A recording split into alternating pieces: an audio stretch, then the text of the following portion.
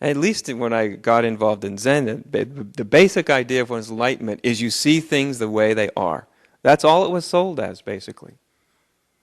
You just see things the way they are. That's enlightenment. That's basically what that tradition was saying to me that enlightenment was. You'd see things the way they are instead of seeing them the way they're not. Instead of seeing them through your clouded haze of ideas and beliefs and perceptions that are distorted by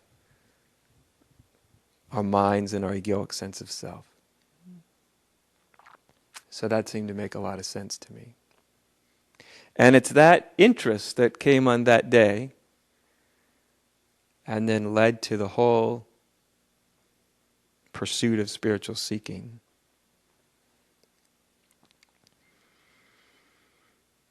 That to this day, it's still the exact same interest that it was on the first day. Because everything that I've seen, when the shifts in perception started to happen, of course I started to realize, not just in theory anymore, but in actuality,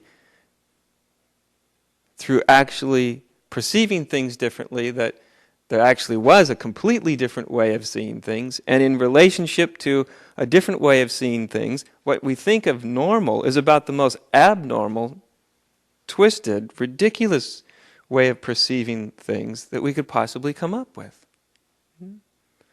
Which is why things don't work out too well when we're perceiving through the lenses that most human beings are taught to perceive through. Right?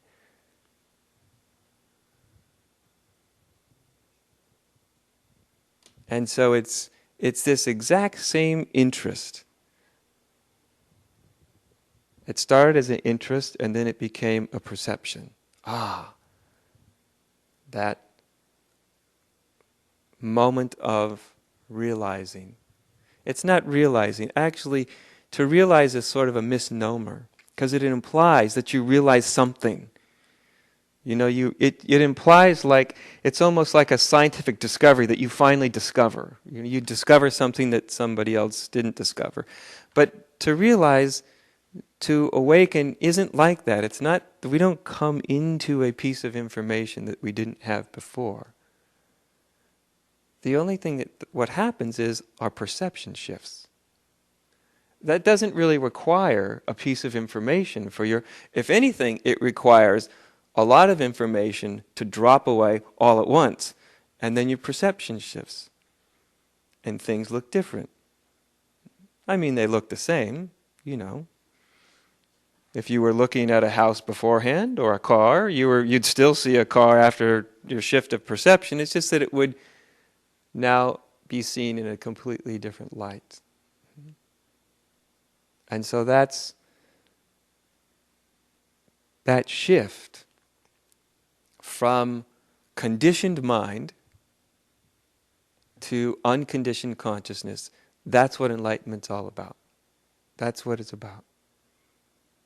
To shift from perceiving through our own conditioning of our minds and thoughts and ideas and beliefs, to perceive through those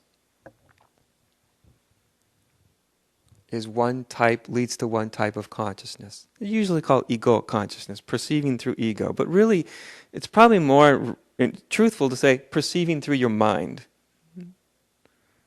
And then not perceiving through your mind. Just perceiving directly, seeing things as they are, seeing you as what you are, seeing everything, everybody as what it actually is. That's basically what enlightenment is.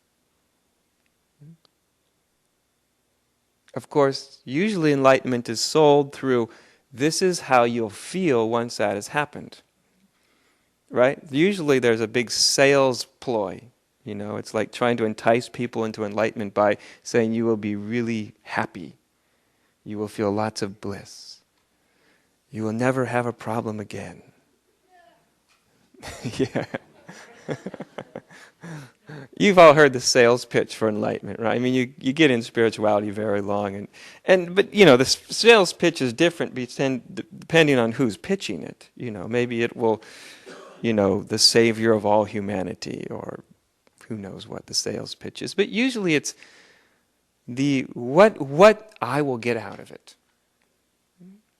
That's what the sales pitch are. Now, what if the sales pitch was, here's something that you'll get nothing out of? You'll put all your energy into, you put all your life into, you put all of your heart and your soul and your bones and your marrow into, and when it's all said and done, you'll get goose egg. Right? It's like going to a great restaurant and ordering the best thing on the menu, and they bring you an empty plate. Not many people are going to be really thrilled with that, are they?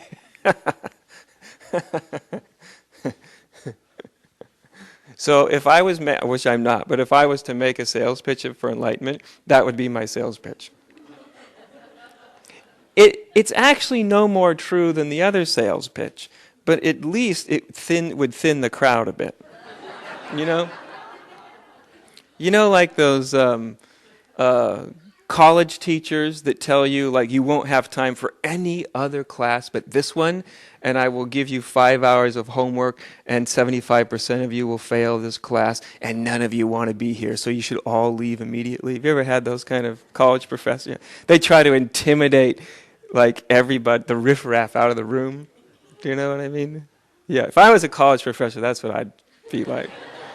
At least I like to think I'd be that way, but fortunately, I kind of got this nice guy thing going on. It might get in the way, but I like to think that that's the type I'd be. So, I mean, to say that you get nothing out of it is just as silly as to say you'll get everything out of it. But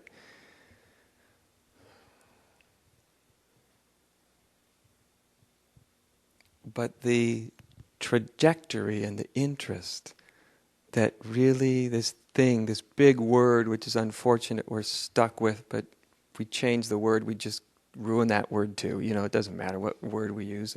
This big word of enlightenment, it is the perception of truth, which is just seen with unclouded vision. That's what it is. Seeing what is instead of what isn't. Have you ever had the experience of being very much in a pattern of thinking? No, nobody. Yeah, nobody, no. Well, that's sure to apply to everybody in the room, huh? But you know, when you've had something, you ever had something that you really deeply believed and felt very passionate about? Right? Very, very, this is what's true. And then at some other later point in your life, you saw that was total and absolute nonsense. Have you had that? If you haven't, just get ready. Because that's just a warm-up act for enlightenment. But and then you look back and you think, how did I ever believe that? Remember that experience? Like, how did I ever think that was what was real, that was actually true? And you're just mystified. But you remember when you really perceived things through that lens, that everything looked different, didn't it? The whole world was the same. It was just like it always was. But the way you saw it was totally different, right? And then you stop believing in it at some point, and the world looks different again. It looks very different without that belief. More than likely you're perceiving through a new belief, but nonetheless, that's sort of an example, or that little taste of how potent our minds can change our perceptions. Right? Our minds can change our perceptions very, very powerfully. So when the spiritual teacher says the world is illusion, what they really mean is your world that you're creating in your mind only exists in your mind.